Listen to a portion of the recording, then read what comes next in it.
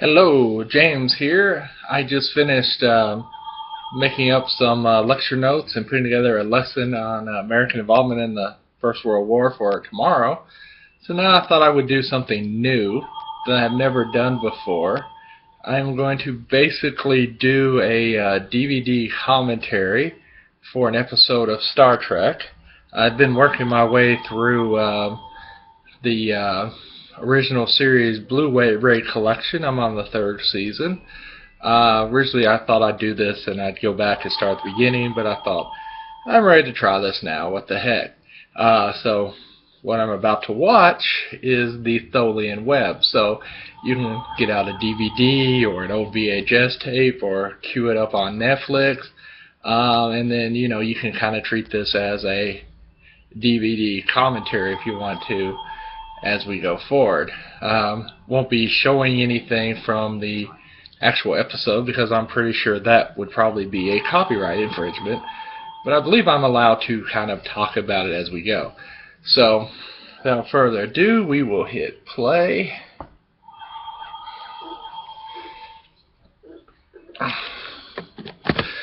And the episode starts now.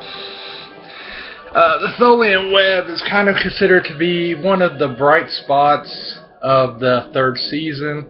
The third season was very uneven. Gene Roddenberry had left, which isn't necessarily a bad thing because Gene Roddenberry had a great idea, but he wasn't always the best at actually putting that idea out there. His ideas are a great basis for a story and a great basis for a universe, but frankly,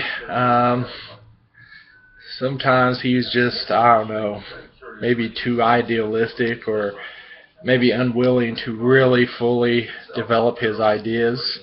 But anyway, the third season is definitely the worst season of the of the original series.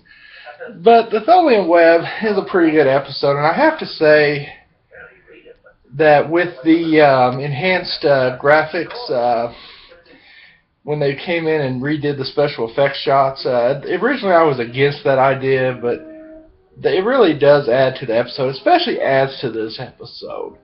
The work on the Tholian ships and the web itself and the Defiant, it all looks so much better. It just really, it enhances what was already a really good episode.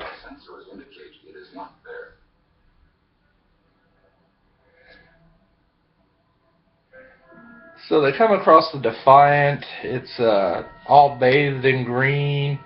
Something's happening to it. They don't know what's going on. So we got ourselves a mystery. Of course, what we learned from the infamous Enterprise series in the fourth season, the good series of that show, this was actually the Tholians in the mirror universe pulling a ship from back in time from the future of the original Prime Star Trek universe. No, that sounds confusing, but that's Enterprise for you. So, it's a very dangerous mission, so who are you going to send? You're going to send the captain, Mr. Spock, and Ensign Chekhov. Boy, Chekhov needs to be happy that he's a series regular, or man, he would be a dead duck. It's one of these few instances they left Scotty on the bridge, so they got some other guy actually operating the transporter controls. Oh, that is a beautiful effect of the Defiant. Oh, it's actually Dr. McCoy is there too. So yeah, Ensign Chekhov is very lucky he's a regular, or he would have died here, no doubt about it. And we see on the ship that people have died in really very undignified poses. Here is a red shirt choking the life out of a gold shirt. Probably the red shirt was tired of being the one who was, always dying and always having to do all the dangerous stuff. Here we go with the credits. Nothing more iconic than the word "Space, the Final Frontier." And these opening sequence, they look so much better in this new enhanced techniques here.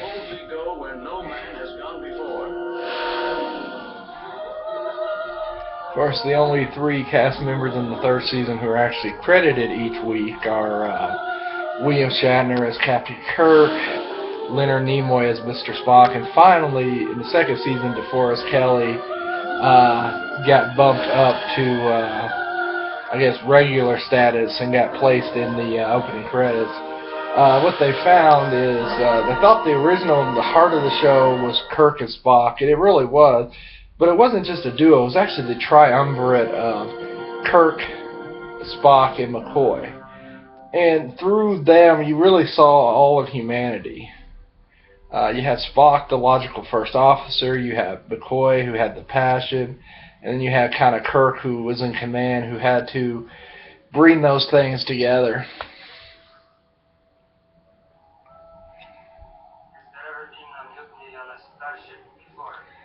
So apparently this is the first time, according to Chekhov, there had ever been a mutiny on a starship. I kind of find that hard to believe, but, this is kind of an idealized version of human beings, and the fact that we hope that we can, behave ourselves and do what's right. I like how on these very strange outfits that they're wearing. I guess I'll try to show that real quick. Those are the suits that they have to wear, just in case there's no air there. They're extremely bulky. They're nothing like what we have today. But what I like best is you have these beekeeper helmets on. But not only that, everyone has an individual suit. If you actually look at the front, it has each of their names on it. Not entirely sure why that was necessary, but, you kind of go with it.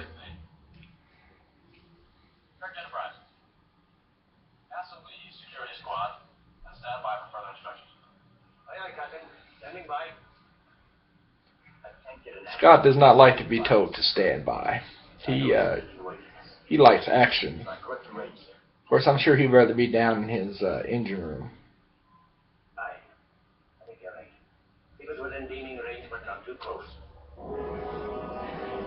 Scott really is a fascinating character. He's kind of the jack of all trades. He's probably the best Starfleet engineer. Yeah, I said it. Take that, Geordi. And and he can also take command in a pinch. Something that I really wouldn't want Geordi LaForge doing, or Charles Tucker III, or B'Elanna Torres. Chief O'Brien, maybe. Chief O'Brien is really awesome, but pretty much Scott's the only engineer I would trust to take charge. So here they are in the Defiant engineering room. They find more dead bodies just kind of strung all over the place. I suppose this show was probably pretty cheap to make, because all they had to do was, for the most part, redress the Enterprise sets to serve as Defiant. I'm sure at the time the special effects cost some money, but this is definitely a bottle show.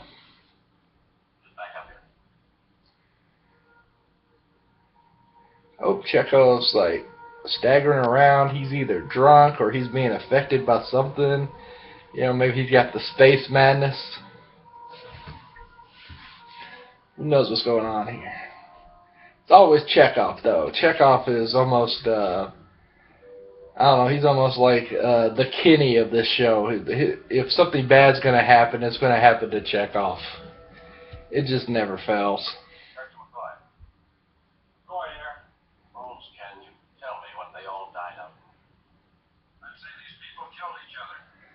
McCoy giving the sound medical diagnosis that all of those people happened to kill each other.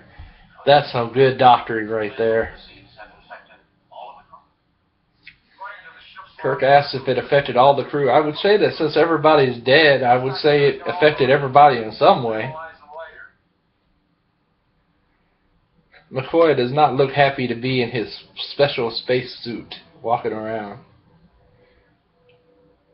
I will say that in the Enterprise 4th season episode, In a Mirror Darkly, they did a really good job of recreating some of these Defiant sets. After the original series went off there, for the most part, the old sets were destroyed. So anytime any of the future series went back to show something from the original series era, sets had to be completely rebuilt, which is a shame. Kirk realizes there's something horribly going wrong. He tells McCoy to get back up to the bridge on the Devil so that they can soon leave. On the view screen, the Defiant is starting to kind of blink in and out. It's not a good situation.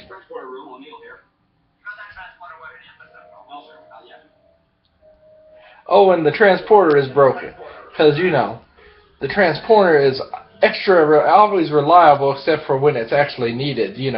It's called plot tension. It's very necessary.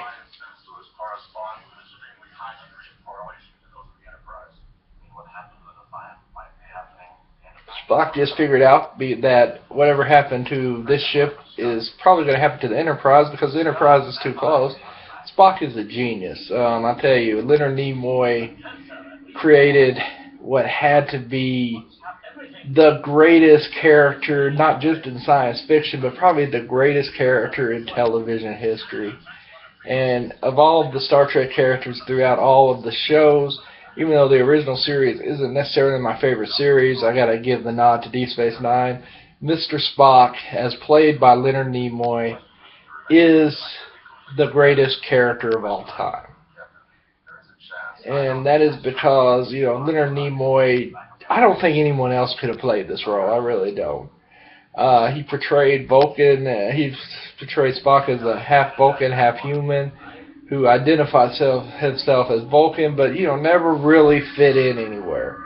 He really couldn't fit in on Earth, and he didn't really fit in on Vulcan. So Starfleet is where he ended up, and everybody is for the it's just for the betterment of everybody, and this show would just not have worked if Leonard Nimoy's Spock character had not been part of it. And there was a chance early on that Spock might not have been part of this show. When they had done the original pilot, The Cage, with Jeffrey Hunter and with Majel Barrett as number one, the second in command, they weren't happy with that pilot. Two of the criticisms they had was, one, that Majel Barrett was playing a first officer. How dare a woman think that she could be, second in command, and all of that nonsense. It was the 1960s. And then there was also concern about the way that Mr. Spock looked. They were afraid that people in the South would be ultra offended, and because he got those devil ears, and they really wanted Gene Roddenberry to remove him. He agreed to remove the number one character. He ended up marrying her, and they had some very strange and wild times. Gene Roddenberry's personal life is a very strange thing, but Roddenberry insisted on keeping Spock, and that is really why Star Trek, I think, is as successful as it is. So, Spock has been beamed back. They are still working on the transporters. Spock, Chekhov, and McCoy are back, but surprise, surprise, the captain is stuck over on the Defiant. And the Defiant had winked out of existence, so there's no Captain Kirk. Therefore, Captain Kirk is wherever the Defiant happens to be, which, as we know from the Enterprise episode, is on its way being pulled back in time into an alternate universe. Not the terrible alternate universe created by J.J. Abrams, but the mirror universe that the Enterprise crew originally visited in Mirror Mirror, and then in several Deep Space Nine episodes that kept getting progressively worse as they went to the mirror universe.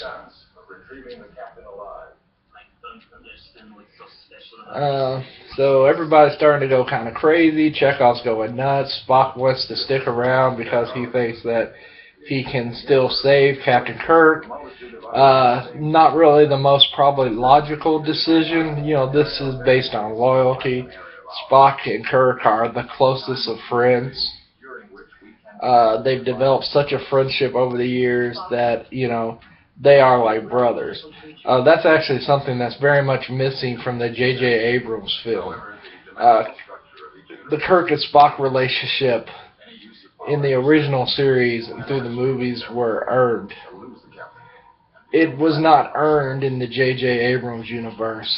In the J.J. Abrams universe, they are two guys that frankly should not be anywhere together or friends. It's just not built up. J.J. Abrams horribly failed at the Kirk-Spock relationship. But to get back to this episode, Chekhov has just gone nuts. You got some weird fisheye camera work on Spock as he's trying to get Chekhov to calm down, but Chekhov is just going, ah! So finally Spock has enough of that and gives him the nerve pitch because, sometimes the easiest thing to do is just to put people to sleep. Probably much like this recording will do if you try to actually listen to it. Another sound medical diagnosis from McCoy. He said Chekhov seemed to be getting hysterical. Not the strongest episode for the Doctor. He actually had a much stronger showing in the last episode, For the World is Hollow and I Have Touched the Sky. Another episode in Season 3 that is not very well received, but McCoy's performance was actually very strong.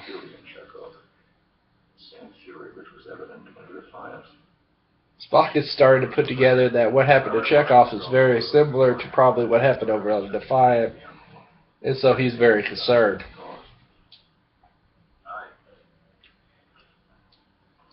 By the way, Mr. Spock, I think it might be a wise precaution to put some distance between us and the Defiant. McCoy is telling Spock he needs to back the ship away because, they're in a danger zone, but Spock won't do it. Spock wants to save his friend. He'll say that it's for logical reasons, but it's not logic. It's about friendship. It's about loyalty. He says, he comes up with a reason. He said because Kirk was actually caught in the transporter beam as they were being beamed over, and as the ship disappeared, then Kirk is probably still alive. This seems to me to be pretty flimsy logic, but, it's that old adage, you don't leave anybody behind, and you definitely don't leave your friends behind. Uh-oh, here comes the Tholians. The Tholians are a very interesting race that never really gets explored in Star Trek very much. You kind of see what they look like in this episode, and the enhanced features really help it. They're obviously creatures who require extreme heat. Maybe some way insectoid. That's something we could discuss if you want to. Not really sure, but they require very hot. They did probably do a pretty good job in the Enterprise episode of actually showing a Tholian as it's tortured to death.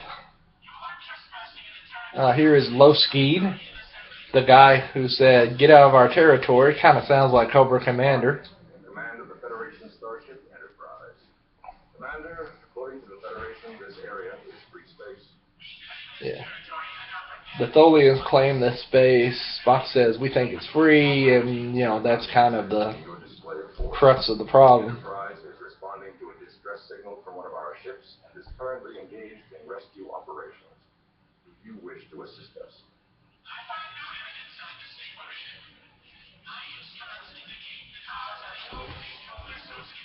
Of course, since Spock says they're there on a rescue mission, but of course Loskeen there, he's saying, well, I don't see any evidence of that, so I think you're up to something. Which I guess is understandable. Tholians apparently are a very mistrustful race. I really do wish they had done more with the Tholians in Star Trek, but I understand the reason they did it. Obviously, the original series was on before really good CGI effects, and really so was the Next Generation and Deep Space Nine. They wouldn't appear in Voyager unless Brandon Braga and Rick Berman were complete idiots, which, come to think of it, surprising they didn't show up in Voyager. But it's just a shame that we just never really did any more stories with the Tholian.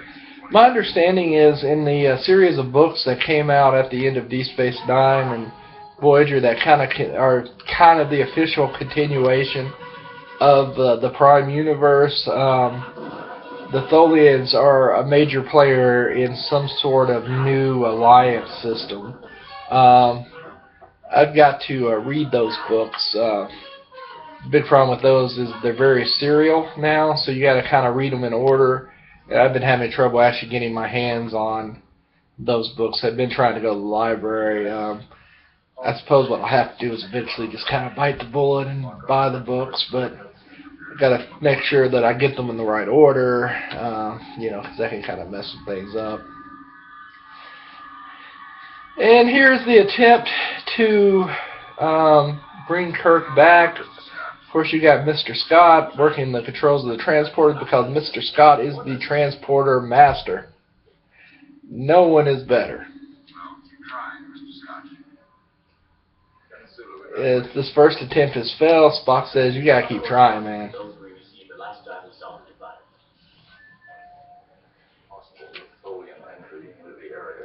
Spock thinks that the reason it didn't work, his timetable didn't work, is because when the other Tholian ship came in, it messed everything up. So this is really the Tholian's fault.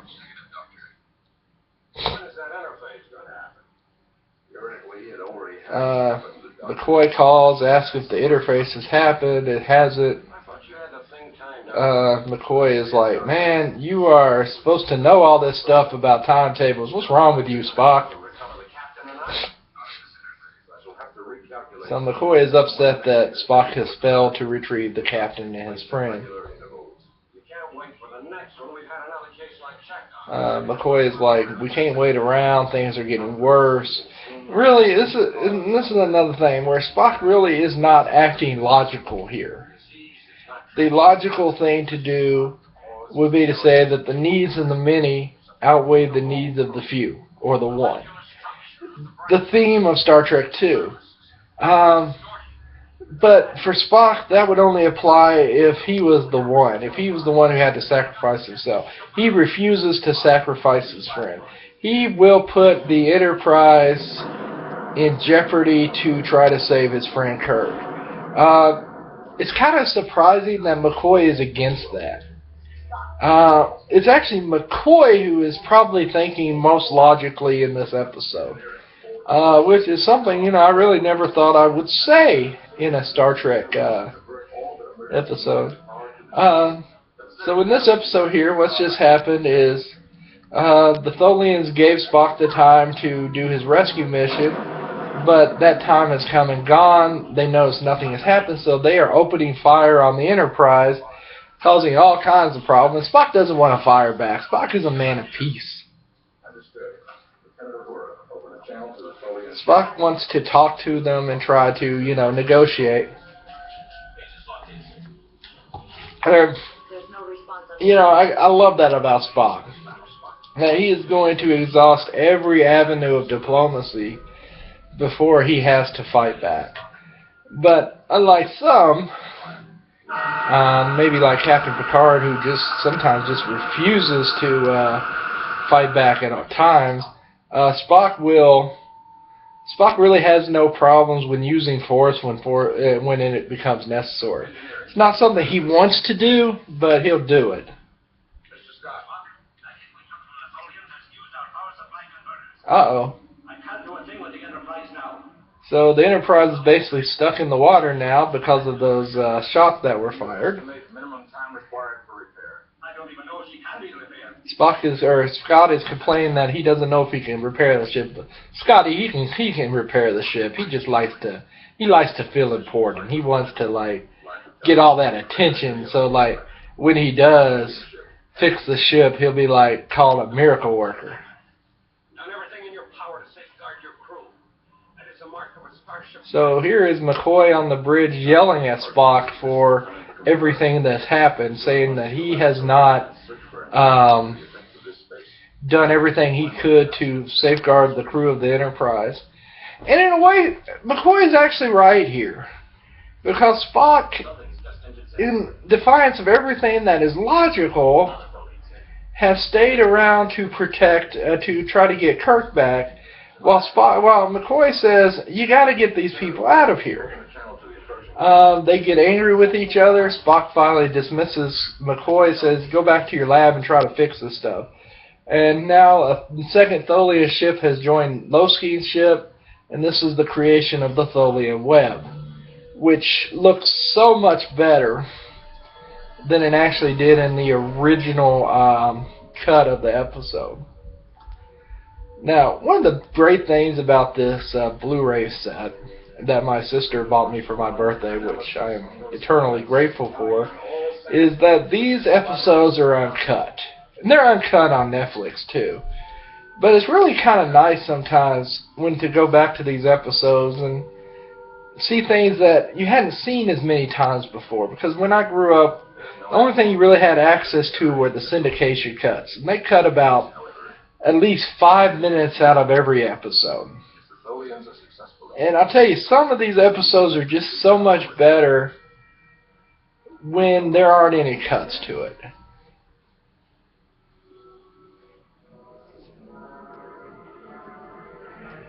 So, we got the slowly creating the Tholian Web because the Tholians know the Enterprise can't do anything about it. Oh, beautiful effect shot. Alright, here is Spock. He's gathered everybody together. He is ready to announce that Captain Kirk is indeed dead. Here comes McCoy. He still looks really mad.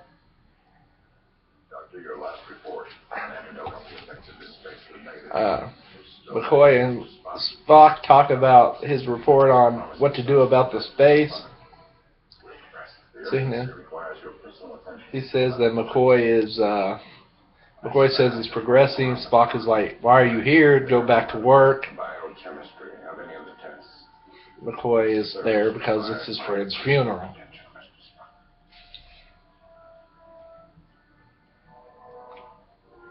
So McCoy sits right next to Scotty in the front row. Here is Spock.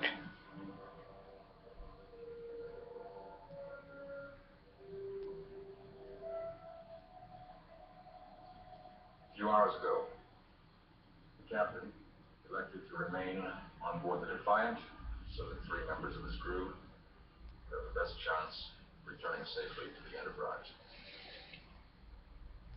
His concern was not only for them, but for all the members of the crew of the ship. You all know the sequence of events were fired upon by the Tholian ship. At that time, Captain Kirk may have been alive. I deemed it necessary to return the Tholian fire for the safety of the Enterprise. The Tholian ship has been disabled. But as a result of the battle, we must accept the fact that Captain Kirk is no longer alive. So you got Spock here, you know, he's basically taking responsibility. He's just matter-of-factly stating what has happened, but you can really tell that he is sad. And to show how bad things are during this thing, someone actually goes crazy at the end. But officially, Mr. Spock has declared Captain Kirk dead, and that means that he is now in command of the Enterprise. I shall not attempt to voice the quality, respect, and admiration which Captain Kirk commanded. Each of you must evaluate the loss in the privacy of your own thoughts.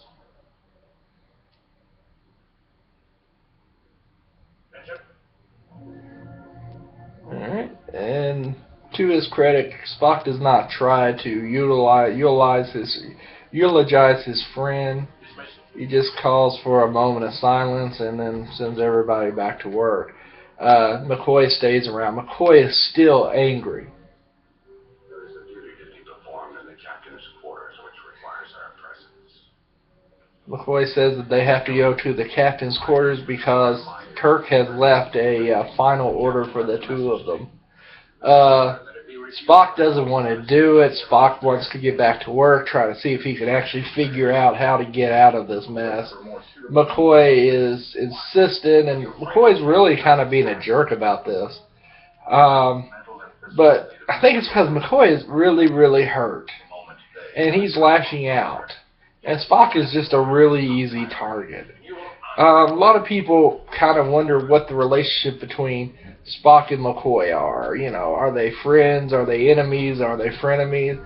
I think they are friends, but, you know, they are just really different people. And they make each other better people, honestly. So here they are in Kirk's cabin. One thing that would have given its death meaning is the safety of the Enterprise. McCoy says, you know, you failed the captain because we're all going to die, and, you know, the only thing that would have given his death meaning is if the Enterprise had been spared. Again, this is kind of unfair, but, you know, McCoy is obviously hurting. And, you know, McCoy even wonders what Spock had to gain from fighting the Tholians. Well, you know, the problem there was the Tholians took about 5 or 6 shots on the Enterprise, and you just can't, to keep the ship safe, you can't just keep getting fired on. You have to eventually return fire. Spock did everything in his power to negotiate with them, but when that became impossible, the only logical course of action left to him was a show of force. So they're still going at it here. Spock is like, okay, let's just get this over with because we both have a job to do. Return to your duty as soon as we've discharged our responsibilities here. And Spock's like, as soon as we do this, you're going to go get back to work.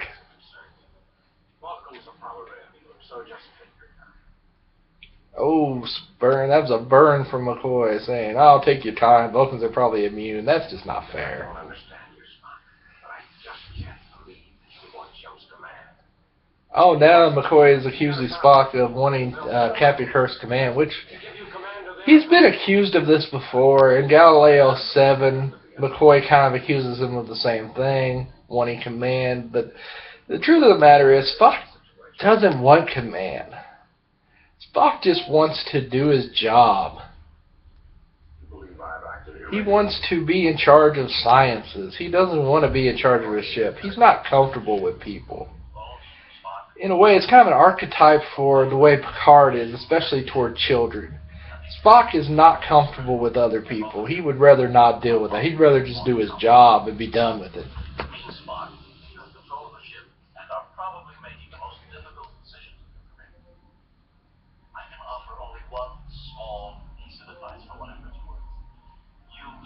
Every scrap of knowledge and logic you have to save the ship, but temper your judgment with intuitive insight. I believe you have those qualities, but if you can't find them in yourself, seek out McCoy. Ask his advice. And if you find it sound, Bones, you've heard what I just told Spock. Help him if you can. But remember, he is the captain. His decisions must be followed without question. You might find that he is capable of human insight and human error. They are most difficult to defend. You will find that he is deserving of the same loyalty and confidence each of you have given us. The final orders from Kirk are just, that was really excellently written. He basically said, Spock, you're in charge now. You know, you got to use your logic, but, you know, you got to also use your gut. And if you don't think you can do that, you know, ask McCoy for advice. And if you think McCoy's ideas are fine, you know, go with them.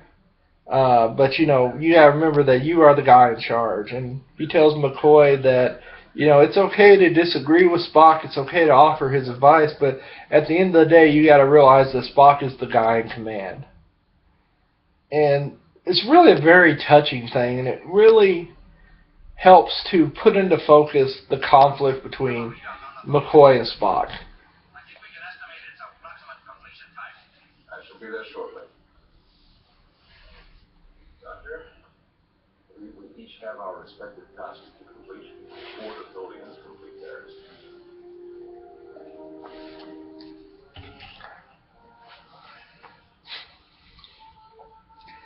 And here is, I believe this is the first time they ever actually showed Uhura's chambers, and here she is out of uniform in what I have to assume is a nightgown. She's opening up a dresser drawer, pulling out some necklace. Not really sure why she feels the need to put a necklace on. Oh, now she's in pain. That's not good. She's pulling herself up. She looks like she got some sort of hernia or something. It's looks unpleasant. She looks in the mirror, and there she sees Captain Kirk. She assumes that she must be going nuts or something, and Captain Kirk has disappeared. At first she's happy to see, but then she's all sad and distressed that he's gone, and now she's just kind of looking around. She runs out of her quarters and her, what I assume is a nightgown and really nice necklace. I'm not sure what the deal with the necklace is. He runs into McCoy, tells him what exactly she saw, and McCoy's like, "Woman, you lost your mind. Let's go to sick bay. Maybe we need to, give you one of those knockout shots because you're just not making any sense at all." But it is really nice to see them have Nichelle Nichols do something other than saying "Helly frequencies open." Uhura really never got enough growth as a character during the series. Got a little bit better in the movies, but not really much. I mean, she didn't officially get a first name until the J.J. Abrams Abomination 2009. In some books, she had been called Neota, but it didn't officially appear on screen until 2009. And that's just a shame. Nichelle Nichols is a fantastic actress. Never given much to do. In a lot of ways, she was kind of window dressing. At one point, she even thought about quitting the show, but Dr. Martin Luther King Jr. talked her out of it because while she didn't have much to do on the show, at the very least, she was a symbol of the inclusiveness of mankind, and she's right up there. She's on the bridge. She's part of the command crew. And, that's important to show that anybody could be a part of it.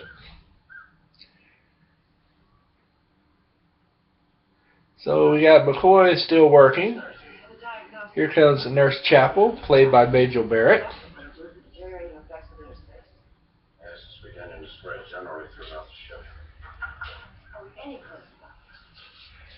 McCoy is kind of dumbfounded. He doesn't seem to have an answer right now.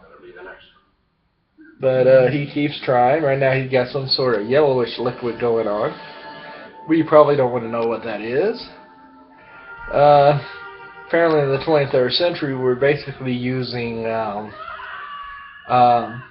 seat belts to tie people down to beds. We don't always advance into everything we do. Uhura is just kind of chilling on the bed in there. She's got a very unflattering hospital gown, and she is also seat belted into there. But she doesn't seem to be a danger to anyone. She just kind of is like, "Am I crazy?"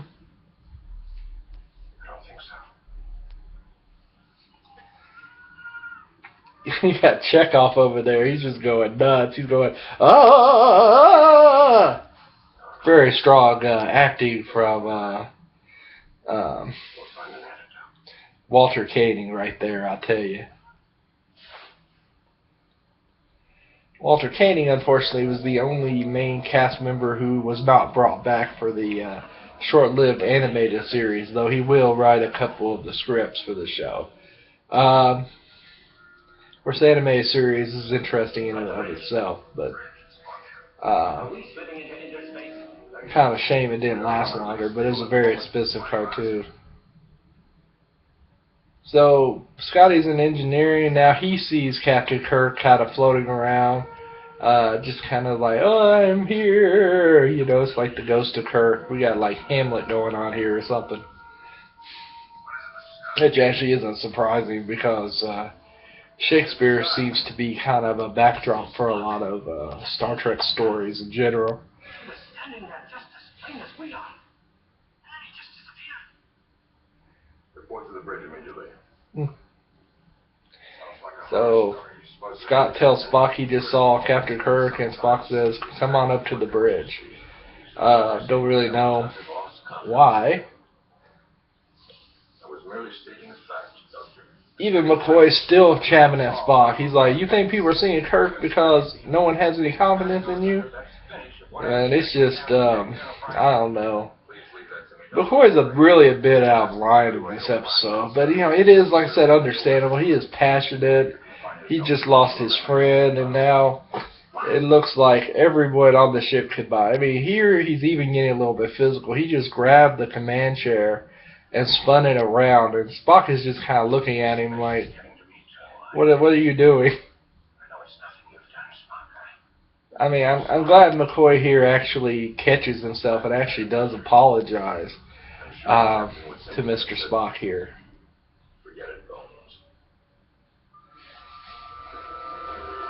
Oh, and then McCoy faints. That's not a good sign.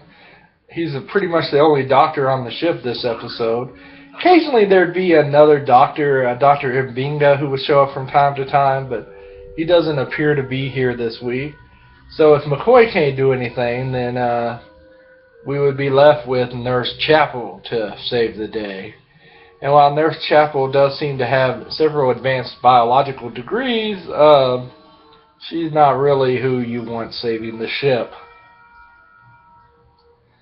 Of course, Majel Barrett is an okay actress. She'll go on to the Next Generation. She'll play Loxana Troy, who is frankly, on the Next Generation, was one of the most annoying characters on the show, along with Deanna Troy. And she played it very over the top and could be very annoying. And just she's not a good actress who does strong emotional scenes very well. Though I will say she did make several appearances in Deep Space Nine, and frankly I thought she did a better job there. Of course, I think that was probably because there's just better writing on Deep Space Nine. But, you know, Majel Barrett pretty much got to be involved in Star Trek from its inception all the way to her death.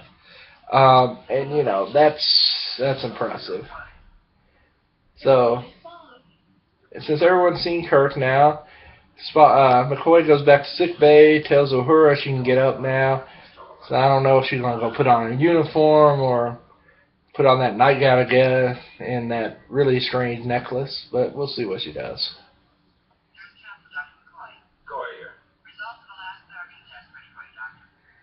I'll be right there. Let's see, we got the results of one of McCoy's last tests. See what happens. That phaser were correct. It blasted a hole right through that crazy space fabric, and only heaven knows where it sent the Defiant. We do know where it sent the Defiant, Scott. It goes back to the mirror universe, back 100 years before this. Messes up the Terran Empire. That'll be about 20 minutes. I see we got together, but we'll only have about 80% power built up. We'll have to do, Mr. Scott. So now Scott and Spock are in Spock's cabin. Very interesting things in Spock's cabin. You got kind of some sort of man with his chest, with his torso open with some sort of blinking light. I don't know if that's kind of a play on Buddhism or what. Honestly, a little bit distracting. But McCoy has finally found a cure. What is it? It's a diluted Theragun. Found there was something called Theragun. It's actually something that's very poisonous, but apparently if you dilute it enough, then it's going to cure whatever's wrong with everybody. I guess it's kind of like moonshine. Probably in small doses, it's not bad. But, you know, if you had a full blast of that stuff, you'd probably be dead.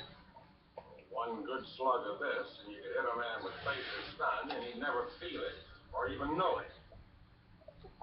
Or Scotty's interested in it because, you know, it's almost like an alcoholic beverage, and, you know, he loves him some alcohol. Because, you know, he is Scotch.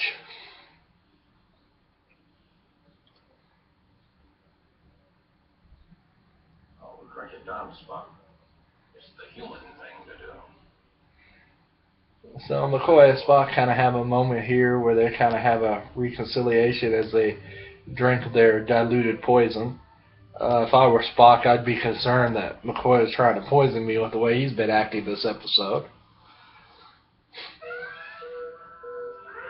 So the Tholian Web is still being completed. Here's Spock back on the bridge. So is Uhura. Chekhov's back too. The ship's computer's programmed for entry into interspace. Yes, sir. The ship can drive into interspace at any time. Spock to engineering. Starting up. Prepare for interface in 15 seconds. Nice, sir. Standing by. Hey, Spock, we're getting ready to go to the wing. So now's the time to try the whatever Spock is going to try here. He's going to try to kind of bust through the opening in this fabric of space, go through it and out of the web. He's actually hoping that while he does this, he's able to save Captain Kirk. And Captain Kirk has now shown up on the view screen. He's kind of chilling outside. Try to maintain position, Mr. Sulu. Engineering, bring ship's power up to full capability. Yep. And Spock just hit the magic button to send the Enterprise to full power, which just makes the Enterprise disappear. Then they're in a black void, which is actually a really cool effect that they added for this episode when they redid it. And they have broken clear of the Tholian Web. Negative, Ensign. Utilizing ship's power. Chekhov thinks they destroyed the web, but you know, apparently he didn't notice that time they spent in the black void. But we'll forgive Chekhov since, you know, he had gone crazy earlier in the episode. Good. Since the captain was locked into our transporter beam when we were thrown clear of the interface area, he should have been drawn here with us. Spock also still thinks that the captain can be saved. The captain's oxygen supply is running out now. Says captain's oxygen supply is running out now, though honestly, I don't really know how much time has passed. We are probably long past the point where the oxygen probably should have ran out, but that's okay. We'll give them the benefit of the doubt. This is the future after all. Maybe these oxygen tanks could last for a long time. And they find him. I see him. And they're waiting for exactly the right moment to transport him in. And uh-oh. Doesn't seem to be working. Now you gotta put two hands on the control, because you know that's how you deal with the finicky transporter device. Oh, he's got it, and immediately Kirk slumps to his knees because you know he's out of air, and he is very happy to be back. And McCoy is happy too because his friend and captain is back, and that means that Spock will not be able to punish him for being a jerk.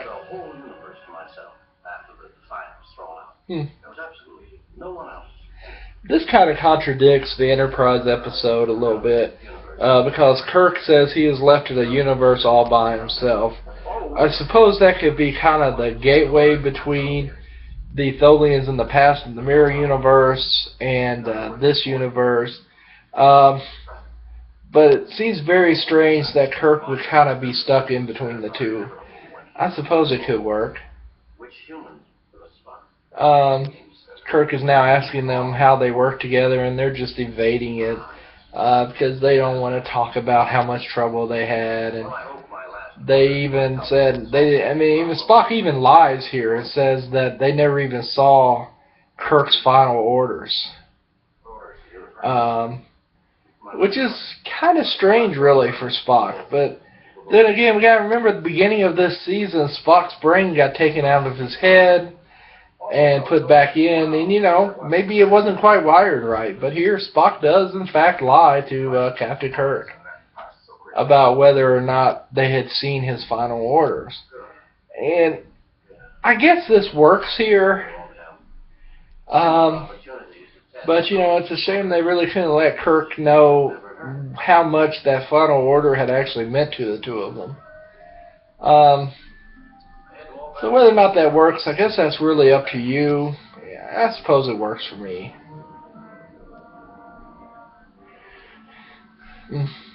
So this has been my first attempt at kind of a commentary on an episode.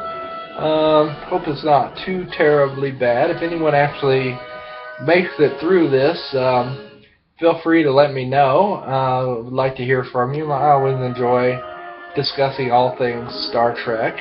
But all told, this is a good episode. It's not the best episode of Season 3. That would probably be the Romulan incident,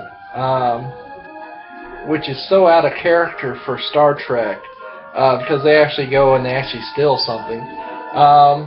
But still a pretty solid episode. Definitely one of the best of Season 3. Definitely worth checking out. Well, that's all I have for now. Who knows, maybe I'll try this again in the future. Have a pleasant evening.